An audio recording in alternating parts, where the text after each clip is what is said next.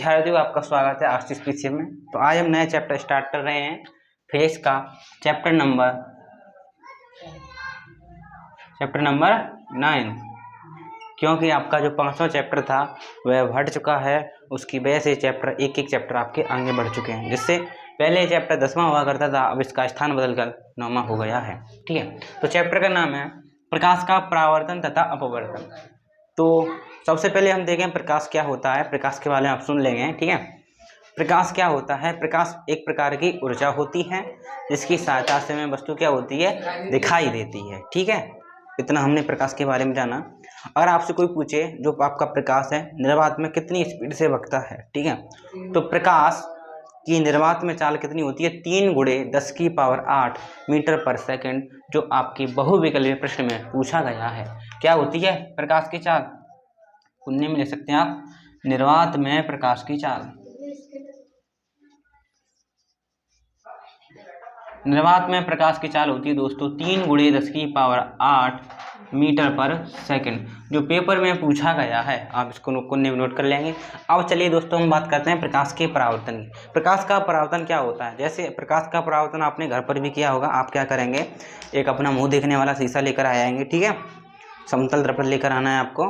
तो आप क्या करते हो, उस पर आपको क्या करनी है, सूर्य के प्रकाश की किरण डालनी है और किसी के मुंह पर कर देना है। ठीक है, तो उसका मुंह चमक जाता है। इसे आप क्या बोलते हैं, प्रकाश का परावर्तन बोलेंगे हम। ठीक है, और यहाँ पर बात करें हम एक में, तो आप मान लीजिए आपका कोई समतल दर्पण है या परावर्तक पृष्ठ मान लीजिए, चिकनी सतह मान लीजिए। ठीक है, तो सूर्य की, आपको पता है सूर्य का प्रकाश गिरेगा तभी तो किसी का मुंह चमकेगा। ठीक है, तो सबसे पहले हम सूर्य की किरण डाली इसके ऊपर। ठीक है, चिकनी सतह को प्रकाश की किरण आई और आके टकराकर चली गई। ठीक है, जो प्रकाश की किरण आई उसको तो हमने क्या बोला, आपतित किरण बोला, और जो टकराकर चली गई उसे हमने क्या बोला, परावर्तित किरण बोला। ठीक है, और इन दोनों के मध्य में हमने एक लंब डाल दिया जिसका हमने क्या नाम रखा, अभिलंब बोला। फिर हमने प्रकाश के परावर्तन की परिभाषा देखी। प्रकाश के परावर्तन की क्या परिभाषा हुई, तो मैंने बोला प्रकाश का किसी चिकनी सतह पर, ये आपकी चिकनी सतह है, प्रकाश का किसी चिकनी सतह पर टकराकर वापस उसी माध्यम में लौटने की घटना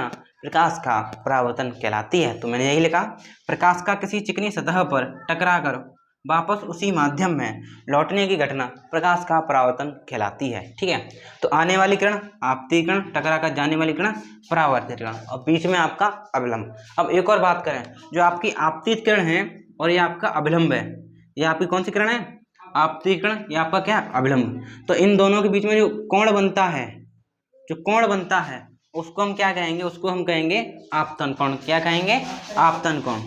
इन दोनों के बीच में जो कोण बनेगा उसको हम क्या बोलेंगे, आपतन कोण। और आपतन कोण को हम किससे दर्शाते हैं, आई से। किससे, आई से। किसे दर्शाएंगे हम, आई से। जहां पर आपका आई क्या है, आप लिखो आई क्या है आपका, आपतन कोण।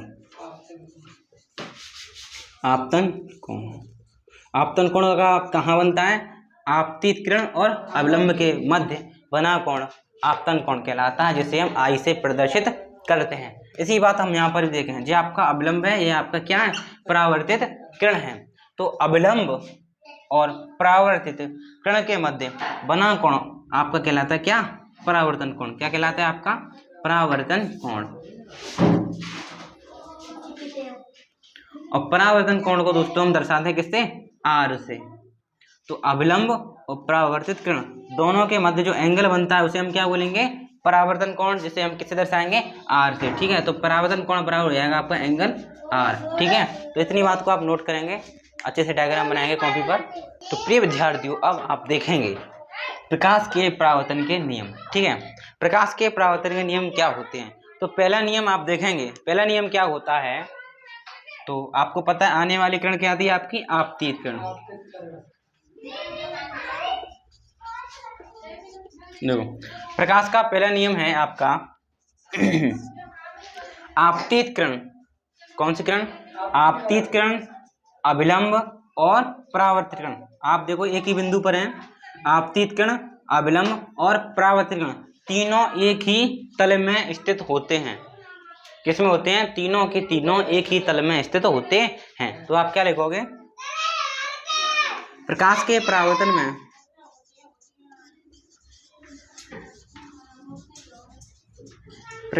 परावर्तन में आपतित किरण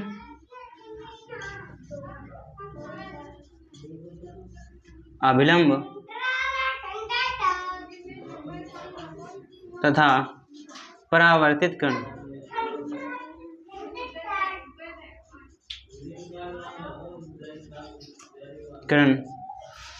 तीनों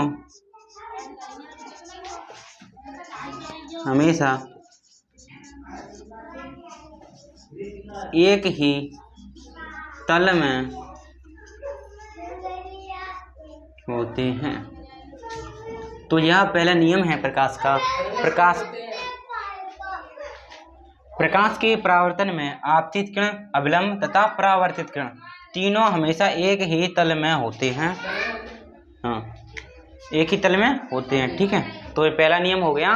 तो आपको दिखाई दे रहा होगा ब्लर थोड़ा, उसकी कोई बात नहीं है, चेक करेंगे दोबारा। ठीक है, और दूसरा नियम है आपका प्रकाश के परावर्तन में जो आपका ये कौन सा कोण है, कौन सा कोण है आई, कौन सा कोण है आपका आपतन कोण। ये वाला कोण कौन सा है आपका परावर्तन कोण। तो परावर्तन का नियम कहता है दूसरा, आपतन कोण परावर्तन कोण के क्या होता है बराबर होता है। ये दूसरा नियम है। ठीक है, तो आप क्या लिखोगे, प्रकाश के परावर्तन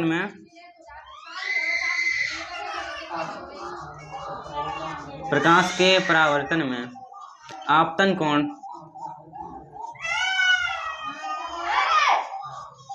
परावर्तन कोण के बराबर होता है, कोण के बराबर होता है। यानी परावर्तन कोण आपतन कोण बराबर परावर्तन कोण। ठीक है, ये आपका कौन सा नियम है, दूसरा नियम है। नोट करें, यही आपके दोनों नियम है, पेपर में पूछे गए। आप तो परावर्तन का प्रकाश का परावर्तन लिखना है, यह डायग्राम बनाना है और दो नियम लिख देने हैं, आपके टोटल 5 नंबर मिल जाएंगे। नोट करें। तो प्रिय विद्यार्थियों, हम देखते हैं समतल दर्पण क्या होता है। समतल दर्पण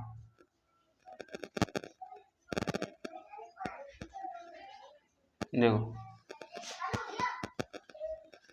ठीक है, समतल दर्पण क्या होता है आपने देखा होगा, जो आप ब्रश करने जाते हो रात के टाइम पर तो उसमें लगा होता है, नहीं लगा हो तो लगा होता बढ़िया है। जो आपके मांग काटते नहीं, वो वाला दीवार में ठुका होता है, ड्रेसिंग टेबल में देखा होगा आपने, वही आपका क्या समतल दर्पण है। तो समतल दर्पण क्या होता है, कुछ इस प्रकार होता है, सीधा सीधा। ठीक है, मान लीजिए आप उसके सामने खड़े हो।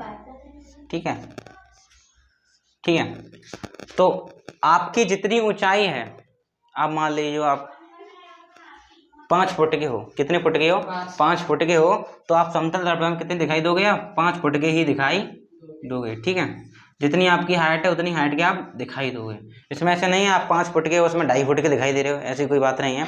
जितने आप हो उतने आप दिखाई दोगे। तो पहला पॉइंट आपका क्या होगा, समतल दर्पण में जो प्रतिबिंब बनते हैं वे कैसे बनते हैं, समान लंबाई के बनते हैं। यानी उसमें लंबाई क्या होती है, समान होती है। जितनी आपकी वस्तु की लंबाई है उतनी आपकी प्रतिबिंब की लंबाई होगी।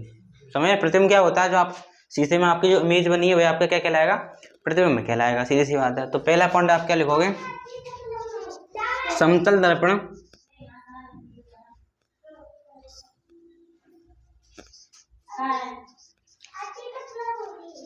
में समान लंबाई के प्रतिबिंब बनते हैं, समान लंबाई के प्रतिबिंब बनते हैं। मतलब जितनी लंबी आपकी वस्तु है उतनी लंबा प्रतिबिंब की लंबाई मिलेगी। ठीक है, समतल दर्पण में समान लंबाई के प्रतिबिंब बनते हैं। बताओ आपका समतल दर्पण कैसे प्रतिबिंब बनाता है, सीधे प्रतिबिंब बनाता है, उल्टे प्रतिबिंब बनाता है। मान लीजिए आप समतल दर्पण के सामने खड़े हो गए, ऐसा तो है नहीं कि आपके पैर ऊपर होंगे मुंह नीचे होगा, आप जैसे हो तैसे उसमें दिखाई दोगे। तो जो आपका समतल दर्पण है कैसे प्रतिबिंब बनाता है, सीधे प्रतिबिंब बनाता है, सीधे प्रतिबिंब बनाता है और आभासी प्रतिबिंब बनाता है। मान लीजिए आपका तिल यहाँ पर है तो उसमें आपका तिल इधर दिखाई देगा, थोड़ा उल्टा दिखाई देगा। ठीक है, तो आप क्या लिखोगे, समतल दर्पण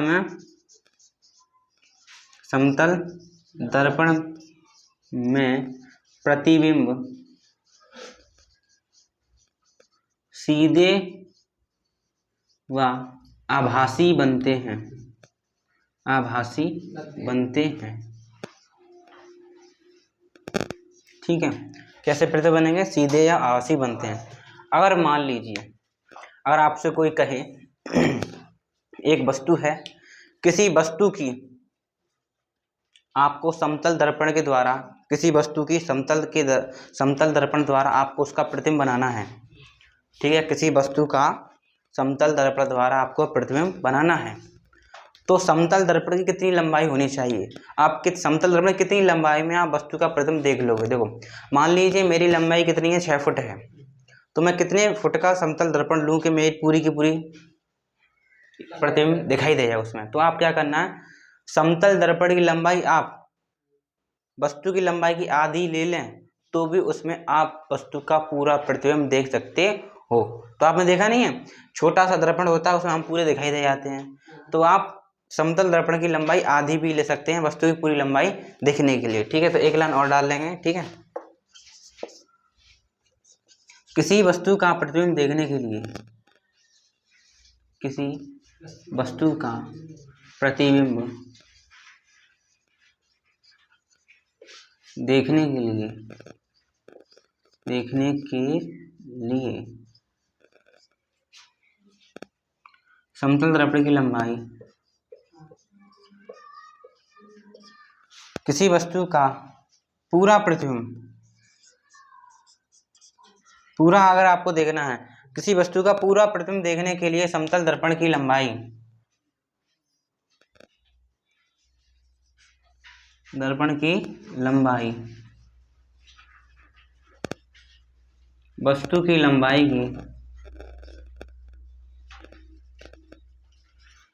लंबाई की आधी होनी चाहिए, आधी होनी चाहिए। यानी आप समतल दर्पण की आधी लंबाई में भी वस्तु की पूरी लंबाई देख सकते हो, ठीक है।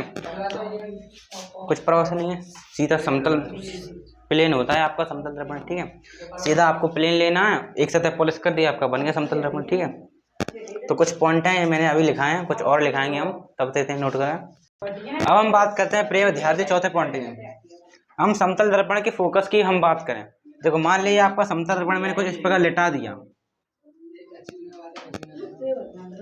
ठीक है। तो हम समतल दर्पण की फोकस दूरी की हम बात करते हैं, ठीक है। तो आप क्या लिखोगे, समतल दर्पण की फोकस दूरी,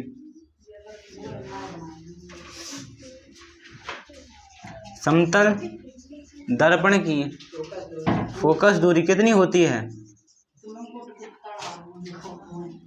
निकालोगे आप, क्या करो, निकालो, देखो कितनी होती है। तो आप देखो, फोकस दूरी क्या होती है। मान लीजिए प्रकाश की किरण आई, चली गई, आई गई, मान लीजिए एक और आई, चली गई, ठीक है, आई चली गई। ये दोनों किरण, ये दोनों रेखा जहां पर आगे अपने आप को काट देगी, वहीं आपको क्या मिलेगा, फोकस मिलेगा। क्या मिलेगा, फोकस मिलेगा। क्या आपको लगता है ये दोनों रेखा आगे चल के काटेगी? काटेगी? नहीं काटेगी, नहीं काटेगी, नहीं, यहाँ पर काट रही है, आगे चलेगी। ये दोनों रेखा क्या आगे चले काटेंगे? नहीं काटेंगे। तो हम सोच लें कहाँ पर काटेंगे, ये आपकी अनंत पर काटेंगे, अगर कहाँ पर काटेंगे, अगर अनंत पर काटेंगे। तो आप, अगर आपसे कोई पूछे समतल दर्पण की फोकस दूरी कितनी होती है, क्या बताओगे आप? अनंत बताओगे। क्या बताओगे? अनंत बताओगे। समतल दर्पण की फोकस दूरी कितनी होती है? अनंत होती है। फोकस दूरी कितनी हो गई? अनंत हो गई। अब फोकस की बात करें, समतल दर्पण का फोकस क्या होगा? फोकस भी क्या होगा आपका? अनंत होगा। फोकस भी क्या होगा? अनंत होगा। और फोकस दूरी भी कितनी होगी आपकी? अनंत होगी। अब इसी हम बात करें वक्रता त्रिज्या। देखो, वक्रता त्रिज्या क्या होती है? फोकस दूरी की आधी होती है। जब आप देखें फोकस ही उसका अनंत है, तो वक्रता त्रिज्या भी क्या होगी? उसकी अनंत ही होगी। अनंत यानी यहाँ पहुंचना कठिन हो, ठीक है। तो वक्रता, तुम क्या लिखो, समतल दर्पण की, यहाँ से बहुविकल्प प्रश्न बनेंगे पेपर में, आपसे पूछेगा समतल दर्पण की फोकस दूरी कितनी होती है, तो आप क्या बताओगे? अनंत होती है। फोकस क्या होता है? वह भी अनंत होता है। आप समतल दर्पण की वक्रता त्रिज्या क्या होती है? वक्रता त्रिज्या कितनी होगी? अनंत की आधी होगी। अब आपको अनंत पता ही नहीं है कितना होता है, तो वो भी कितनी होगी आपकी? अनंत। तो समतल दर्पण की वक्रता त्रिज्या कितनी होती है आपकी? अनंत होती है, ठीक है। तो इतनी बात नोट करेंगे आप। अब हम आवेदन क्षमता ज्ञात करेंगे, तब तक आप इतना नोट करें। अगर आपसे कोई पूछे समतल दर्पण की, आवर्धन क्षमता कितनी होती है, ठीक है। तो अभी हम देखेंगे आवर्धन क्षमता क्या होती है, तब समतल दर्पण की आवर्धन क्षमता निकालेंगे। अगर आपसे कोई पूछे समतल दर्पण की क्षमता कितनी होती है, ठीक है, तो आप उसको बताओ शून्य। समतल दर्पण की क्षमता जो कैपेसिटी है इसकी कितनी होगी, शून्य होगी। समतल दर्पण की क्षमता शून्य होती है, शून्य यानी 0। समतल दर्पण की क्षमता शून्य होती है। तो प्रिय विद्यार्थियों, अब आप देखोगे आवर्धन क्षमता क्या होती है, तो हम यह भी देखेंगे जो आपका समतल दर्पण है उसकी आवर्धन क्षमता क्या होती है। देखो, जो आपकी आवर्धन क्षमता है इसको दर्शाते हैं हम किससे, m से। जो आपकी आवर्धन क्षमता क्या होती है, प्रतिबिंब की लंबाई और वस्तु की लंबाई के अनुपात को हम क्या बोलेंगे, आवर्धन क्षमता कहेंगे। मतलब ये आपका समतल दर्पण है, आप उसके सामने खड़े हो गए, मैं भी खड़ा हूं उधर, उसमें आपका प्रतिबिंब भी बन रहा है, तो जो दर्पण में प्रतिबिंब बन रहा है उसकी लंबाई और मेरी लंबाई के अनुपात को हम क्या कहेंगे, आवर्धन क्षमता कहेंगे। तो आप क्या लिखोगे, प्रतिबिंब की लंबाई, प्रतिबिंब की लंबाई तथा वस्तु की लंबाई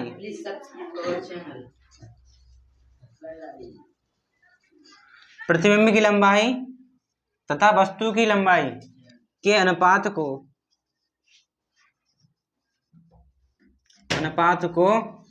आवर्धन क्षमता कहते हैं, क्षमता कहते हैं, ठीक है। तो कैसे निकालते हैं इसको, m से दर्शाते हैं। m बराबर होता है प्रतिबिंब की लंबाई, प्रतिबिंब की लंबाई बट्टे वस्तु की लंबाई, वस्तु की लंबाई, वस्तु की लंबाई, ठीक है। जो आप प्रतिबिंब की लंबाई बार बार तो इतना बड़ा लिखोगे नहीं कि प्रतिबिंब की लंबाई, तो आप इसको शॉर्टकट में लिखोगे एच फॉर हाइट, हाइट किसकी, इमेज की, तो हाइट ऑफ इमेज, इसको आप क्या लिख दोगे, एच आई लिख लोगे, क्या लिख लोगे, एच आई, ठीक है।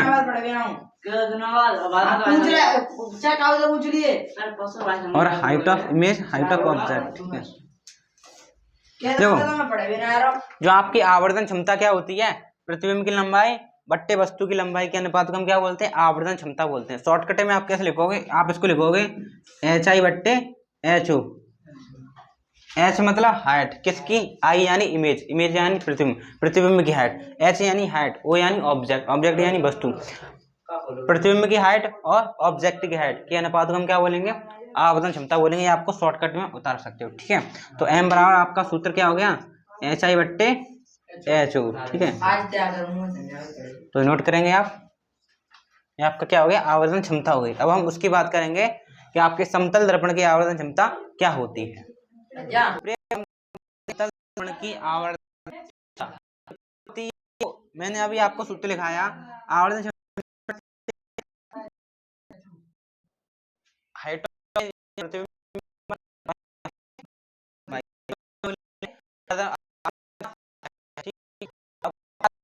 दर्पण की, तो मैंने आपको एक बात दिखाई थी, समतल दर्पण कैसे प्रतिबिंब बनाता है, समान लंबाई के प्रतिबिंब बनाता है, यानी जितनी लंबाई आपकी वस्तु की होगी उतनी लंबाई किसकी होगी, प्रतिबिंब की होगी, यही तो होगा। यानी वस्तु की लंबाई प्रतिबिंब की लंबाई के क्या होगी, बराबर होगी। तो मैं कह सकता हूं आपका क्या, एच आई किसके बराबर होगा, एच ओ के बराबर नहीं होगा। यह क्या है, प्रतिबिंब की लंबाई वस्तु की लंबाई, यानी मेरा मान लीजिए मैं 5 फुट का हूं, तो समतल दर्पण में 5 फुट का ही दिखाई दूंगा, यानी वस्तु की लंबाई प्रतिबिंब की लंबाई के बराबर है, यानी एच आई बराबर एच ओ। तो आप यहाँ पर लगा दें, ठीक है। ये आपका एच आई, एच ओ को हम क्या लिख दूंगा, एच आई क्या लिख दूंगा, एच आई लिख दूंगा, ठीक है। यानी एच ओ को एच आई लिख दूंगा, कट गया, देखो क्या निकल कर आया आपका, एक निकल कर आया। अब कैसा एक है, प्लस का ही तो है, ठीक है।